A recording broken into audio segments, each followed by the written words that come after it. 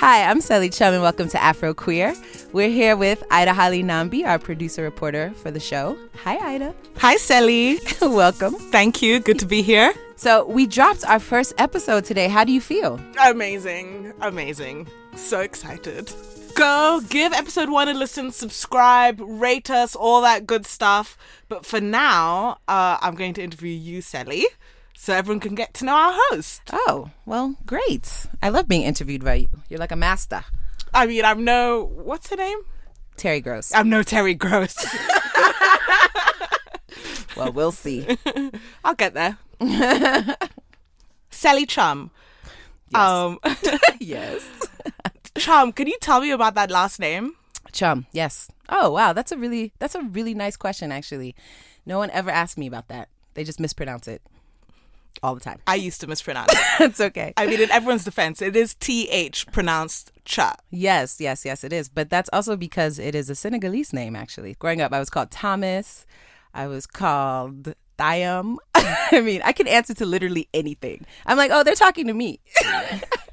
But my dad is, he's from Senegal. He's actually from Matam, which is in the northern part of Senegal. And, you know, a large part of my family is from there as well. And my mom is African American. She's from the South. And so they met and then they had me. So That's how I have this beautiful name, Chum. Well done, them. I thought so. I thought they did a good job. So you grew up in Chicago. So, yeah, I grew up in Chicago. I was a high school teacher for about 8 years. And while I was a high school teacher, I got very active in lots of different social issues, immigration, school reform, juvenile justice as well, because I taught in detention centers as well. And so it put me in a trajectory around activism and also using media for activism. So, Sally, how did you go from being a high school teacher to being a queer activist, living, working all around the African continent? So there was the murder of an activist named Fannie and Eddie, who was a Sierra Leonean activist, lesbian activist. And she was murdered in Freetown in 2004. And so being a Senegalese lesbian in America, it was the first time I was seeing West African lesbians. I was walking, I think I was picking up some food. It was like coming home from work, picking up some food. And I walked into a restaurant and there was a newspaper stand sort of where they had free newspapers. And one of them was the Windy City Times, which is the gay paper or the LGBT paper in Chicago. And her picture was on the front cover. And it was like, you know, African lesbian or West African lesbian activist murdered. And I don't know how to explain it. It was one of those moments where, you know, something really profound is happening to you, but like everything else is just going on. It's business as usual. And you're like sort of walking, knowing that you are not the same person you were, you know, even like 10 minutes ago. And I remember I lived right across the street from where I was. So I walked across the street, I went upstairs and I opened it and I read it again. And I just sat there kind of in silence because it was just a moment of realization that I was also not alone. So then I researched all I could about her case, and I learned that Fannie and Eddie was the founder of the Sierra Leone Lesbian and Gay Association, and that she was only 30 years old when she was killed. Earlier that year, she became the second African lesbian to address the United Nations, advocating for the rights of queer Africans. Thank you, Mr. Chairman. My name is Fannie and Eddie, and I'm representing Madri. I would like to use this opportunity to bring to your attention the dangers vulnerable groups and individuals face not only in my beloved country, Sierra Leone, but also throughout Africa. My focus of interest is the lesbian, gay, bisexual, and transgender community, which most African leaders do not like to address. In fact, many African leaders do not want to even acknowledge that we exist. Their denial has many... It was just a moment of realization that there's something going on. I don't know anything about it. The first person that I'm seeing who's doing this work has been murdered in a very horrific way. And what can I do as an activist, you know, as a storyteller? What can I do to help support what's going on the continent and the diaspora? And a couple years later, I met a woman at a conference in New Orleans. Her name was Natisha Massaquoi, and she had been friends with Fannie and Eddie. And I told her that I really wanted to interview her. So I spent the rest of the conference like, okay, I'm going to call this woman. I'm going to go to Canada. I don't know what I'm doing. I'm just going to go to Toronto. I'm going to do this thing. And she says later that she didn't even think I was going to show up. So we sat down and then we started having this conversation about Fannie and Eddie. I was very connected with Fannie and Eddie, who founded the Sierra Leone Lesbian and Gay Association. The rest of the members of the group were underground. We didn't know who they were. She did a lot of activist work internationally. She spoke at the UN about rights for queer Africans across the continent. And someone broke into the office of the organization and stabbed her and mutilated her body, which had such an enormous impact and really changed my life.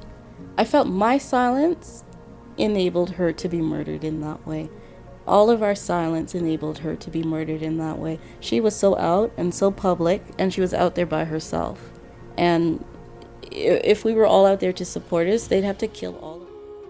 Natisha Massaquoi's story aired on public radio in the U.S. But through that, so many people started emailing me. They were like, "Oh, I have a story I want to share. Can you come and record my story?" And I didn't really know what I was going to do with the story. Sometimes they would go on public radio, but I realized we had to also create a way to distribute them.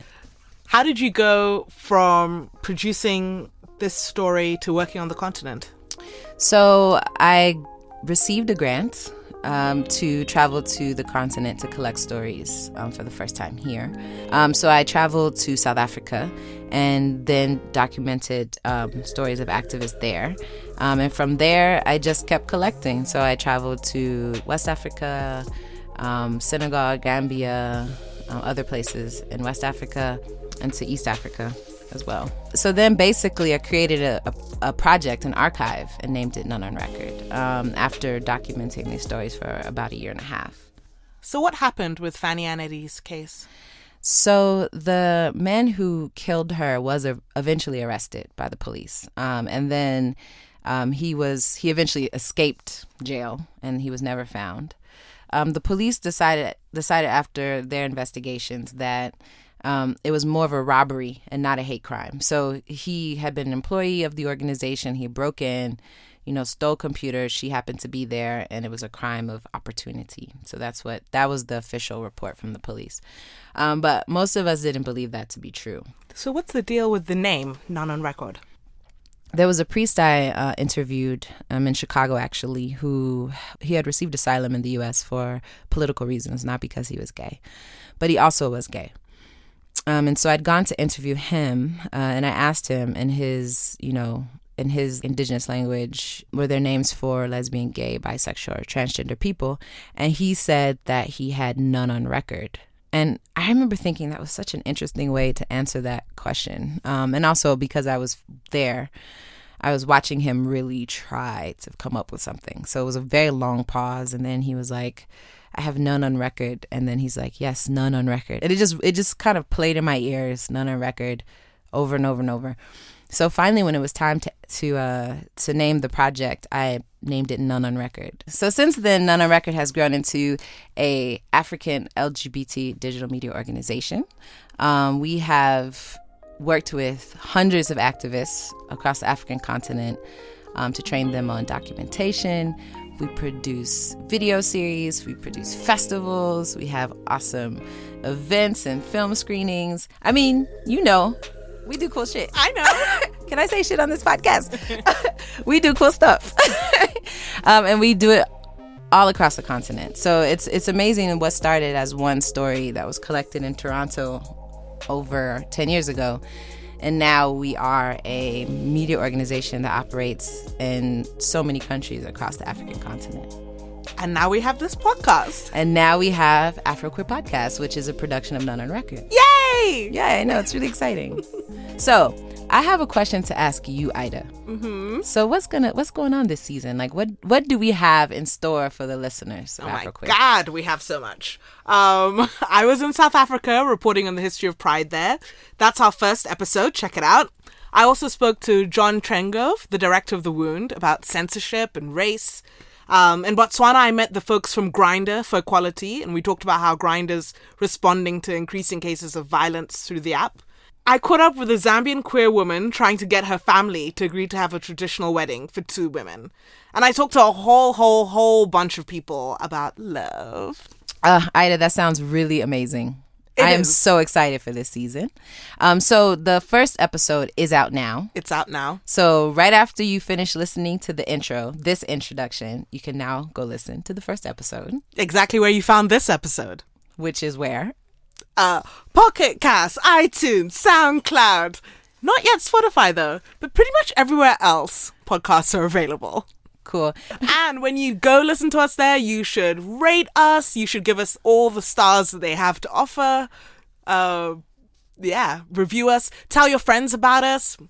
Yeah, it's fantastic. So this is a really, really exciting season. Thank you, Ida. Thank you, Sally. Okay, so to play us out of this intro, here's Maya and the Big Sky with their song Power, which is also our theme song for this season. This episode was produced by myself, Sally Chum, Ida Halinambi, Mae Francis with support from Rachel Wamoto. AfroQueer is a production of None on Record with support from the British Council. Our first episode is out now. Please download, subscribe, rate us, and follow us. Episode 2 will be out next week. Thanks for listening.